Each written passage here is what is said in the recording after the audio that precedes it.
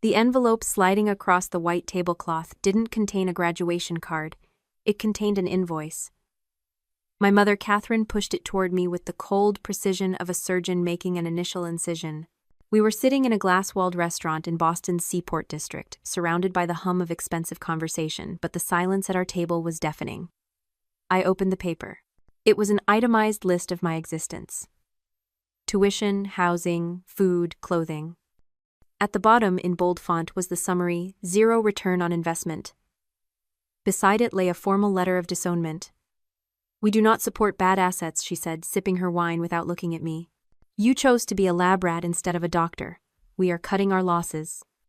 Has anyone else ever felt like their family treated love like a business transaction? Drop a comment with your city and the time you are watching this. I want to know who else is awake and listening. I didn't blink. I didn't gasp. I just stared at the total figure at the bottom of the page. $242,000. A precise calculation of my childhood itemized down to the braces on my teeth and the piano lessons I hated. My mother watched me, her fingers drumming a silent rhythm on the stem of her wine glass, waiting for the breakdown. She wanted the tears.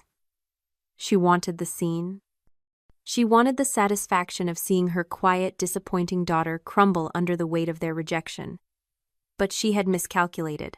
She was operating on the assumption that I still carried a balance in our emotional ledger. She didn't realize I had written this relationship off as a bad debt years ago. I reached into the pocket of my blazer and pulled out a pen. It wasn't a Mont Blanc or a Waterman, like the ones my father kept on his mahogany desk. It was a cheap plastic ballpoint with the logo of my university's synthetic biology lab faded on the side. I clicked it open. The sound was small, sharp, and final in the hush of the restaurant. There is a concept in business called a sunk cost. It refers to money that has already been spent and cannot be recovered.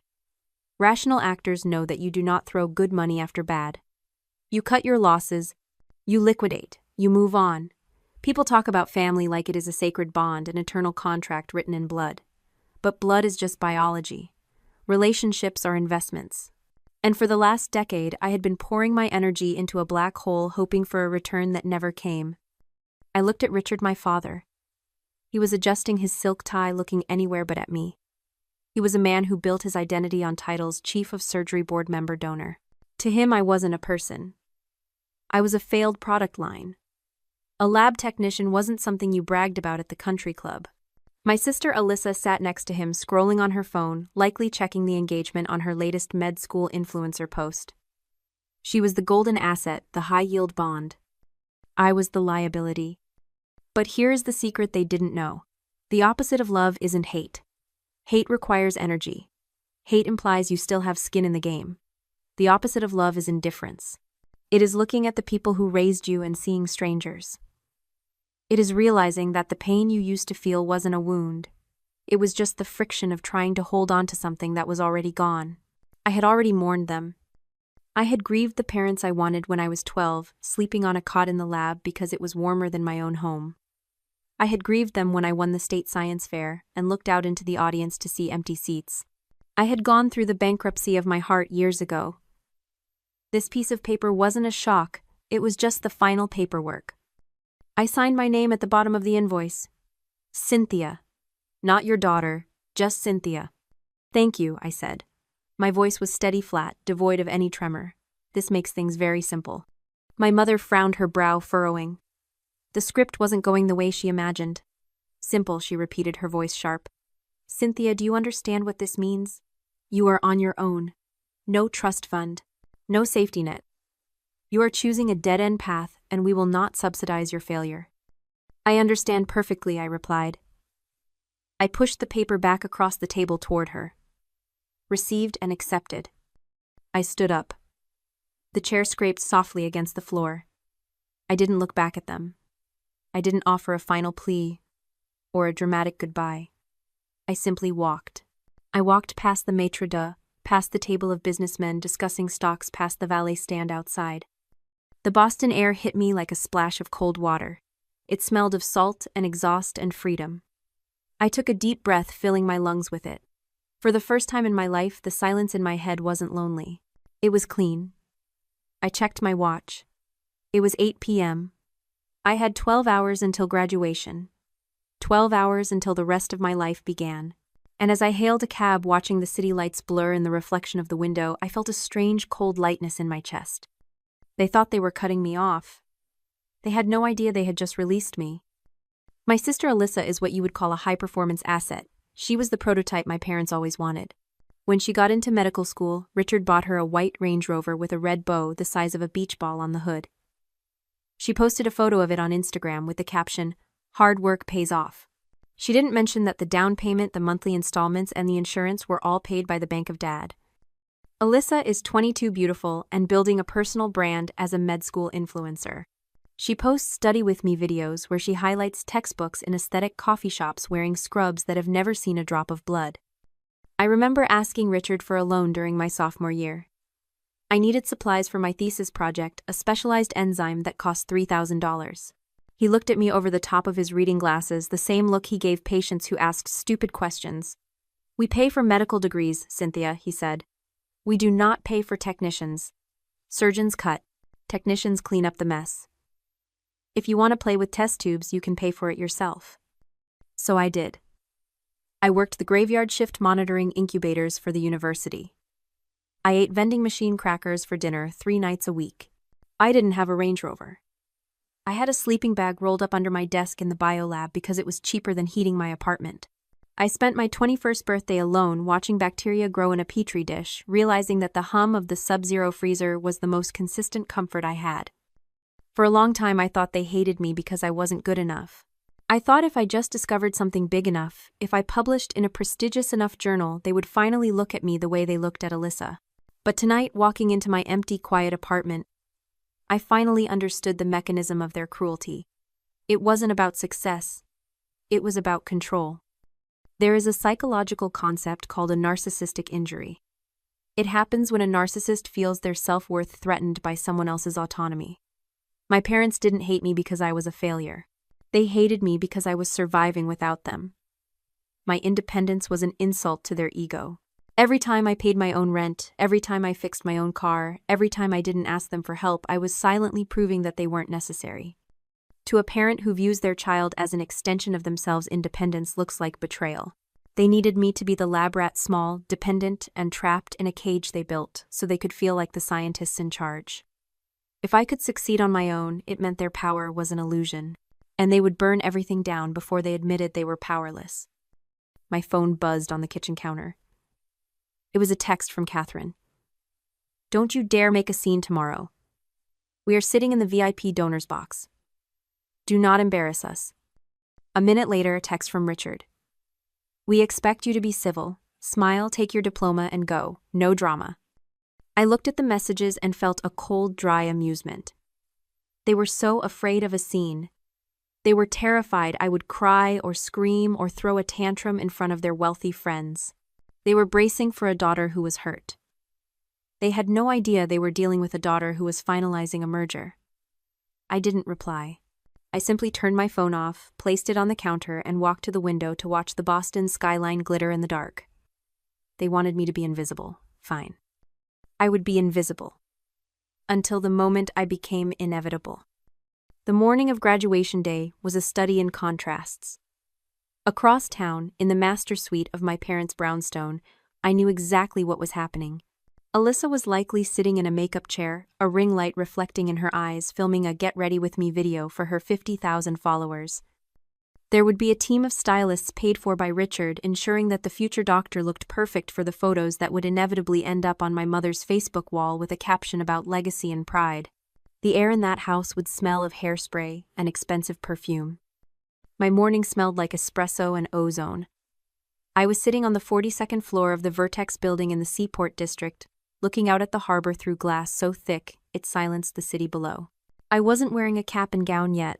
I was wearing a tailored navy blazer I had bought yesterday with the last of my savings.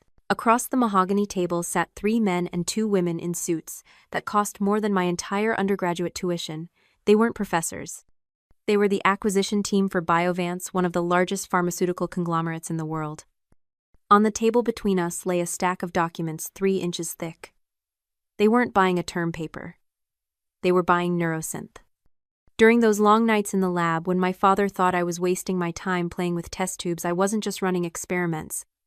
I was solving a problem that had stumped neurosurgeons for decades. I had developed a synthetic protein scaffold that bridged severed nerve endings, allowing them to regenerate 80% faster than current grafts. It wasn't just a school project, it was the future of trauma surgery. And Biovance knew it. The lead counsel, a woman with silver hair and eyes like flint, slid the final contract toward me.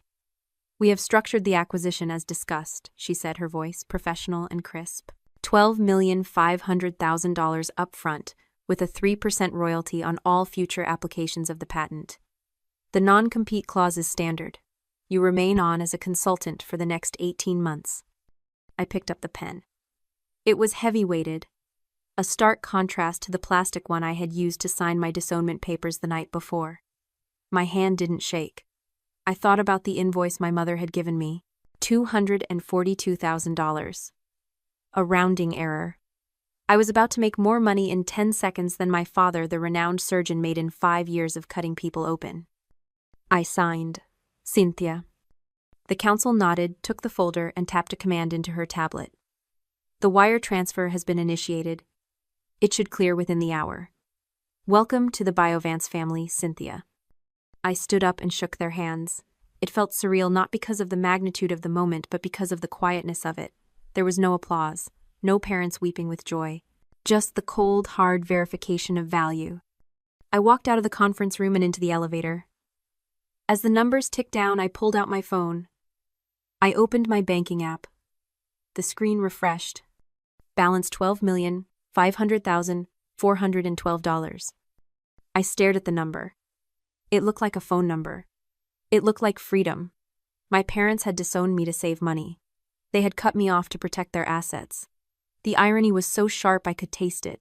I wasn't the liability anymore. I was the bank.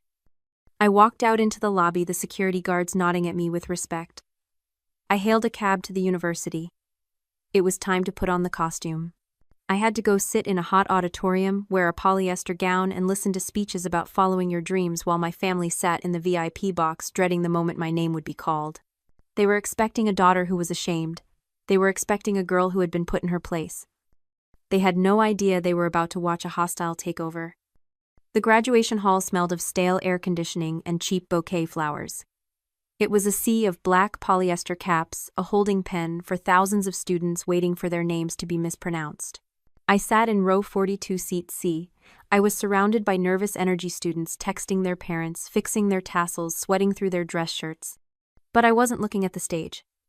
I was looking at the VIP donors box on the mezzanine level. That's where Richard and Catherine were sitting. They looked like royalty holding court in a coliseum.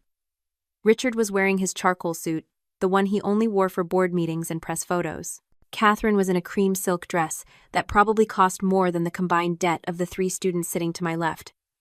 They weren't watching the ceremony, they were networking. I saw Richard shake hands with a university trustee, flashing that practiced charming smile that hid his teeth. Catherine was adjusting Alyssa's sash, ensuring her golden child looked perfect for the live stream. Alyssa had her phone out, ring light attached, broadcasting to her followers. They looked comfortable. They looked secure. They looked like people who had successfully trimmed the fat from their budget by disowning their disappointment of a daughter. They had no idea they were sitting in the crosshairs. The Dean of Sciences walked to the podium. He tapped the microphone. The feedback whined through the speakers, silencing the crowd. Usually this was the part where they read names for 3 hours. But today the script was different. Before we begin the conferral of degrees, the dean said, his voice booming, we have a special announcement. Today marks a historic moment for our university's research department. We are honored to welcome Mr. Elias Thorne, CEO of Biovance Pharmaceuticals. A murmur went through the crowd. Biovance wasn't just a company. In Boston, it was an empire. They owned the labs, the patents, and most importantly, they owned the hospital networks. I watched the VIP box. Richard sat up straighter. He adjusted his tie. Biovance was the parent company of the hospital, where he was chief of surgery. Elias Thorne was effectively his boss's boss's boss. Richard was clapping enthusiastically, probably hoping to catch the CEO's eye, desperate to be seen as a loyal foot soldier. Elias Thorne took the stage. He didn't look like a corporate suit. He looked like a predator who had just eaten.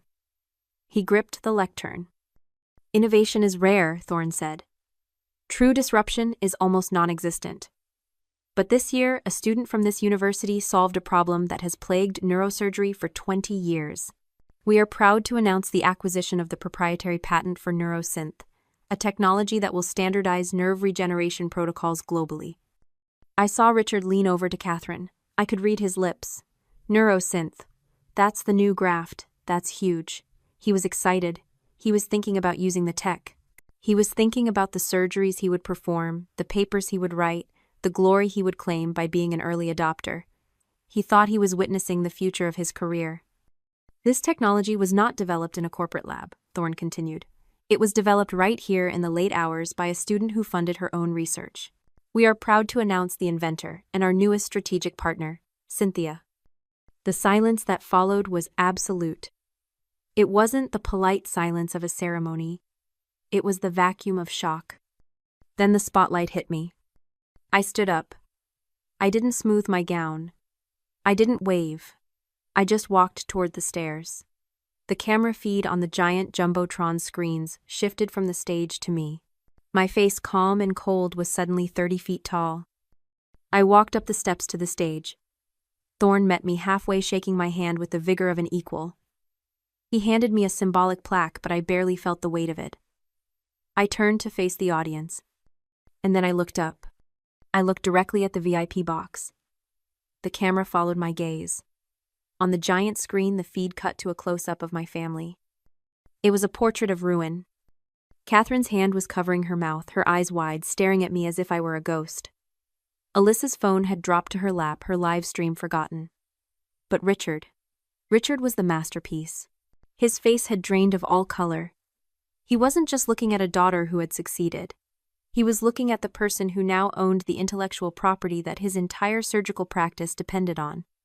He realized in that split second the hierarchy of the world. He was a surgeon. He was a mechanic. I was the architect. He used the tools. I owned them. Biovance owned his hospital. I was Biovance's partner. I didn't smile. I didn't frown.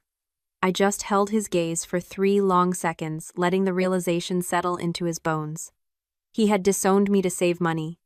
He had cut me off to protect his status. And now he would have to wake up every morning and go to work in a hospital that paid royalties to the daughter he threw away. I turned back to the crowd, accepted the applause that was finally deafeningly mine, and walked off the stage. I didn't go back to my seat. I kept walking out the side exit into the sunlight. The air tasted sweet.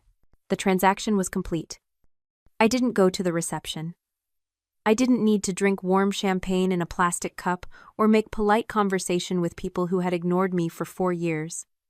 I hailed a car and went straight to the airport. I had a meeting in Palo Alto the next morning, and my new life wasn't going to wait for the confetti to settle. But on the flight, staring out at the clouds, I finally dissected the look on my father's face. It wasn't just shock. It was the total collapse of his worldview. You see, Richard and Catherine spent their entire lives investing in the wrong currency. They believed in status. They believed that power came from the title on your office door, the neighborhood you lived in, and the people who recognized you at the gala. They thought they were powerful because they were surgeons. But in the modern economy, they were just high-paid laborers. They traded their time for money. If Richard stopped cutting, the money stopped flowing. He was a servant to his own lifestyle. I had built something different. I had built equity. I owned intellectual property. I didn't just have a job. I owned the machine. There's a concept called the illusion of power in an empty wallet. It's common among the old guard. They have the country club memberships and the leased luxury cars, but they have no leverage. They exist at the mercy of the systems they serve. My parents thought I was a failure because I didn't have their status, but while they were polishing their image, I was building leverage.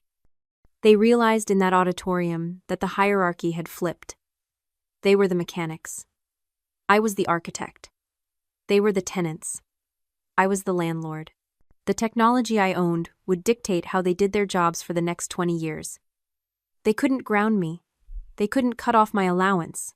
They couldn't even speak to me without going through my legal team. They had spent 24 years trying to mold me into a trophy they could put on a shelf, never realizing I was the one building the museum. 2 days later, I was standing in the living room of my new penthouse on the 35th floor of a building overlooking the Charles River.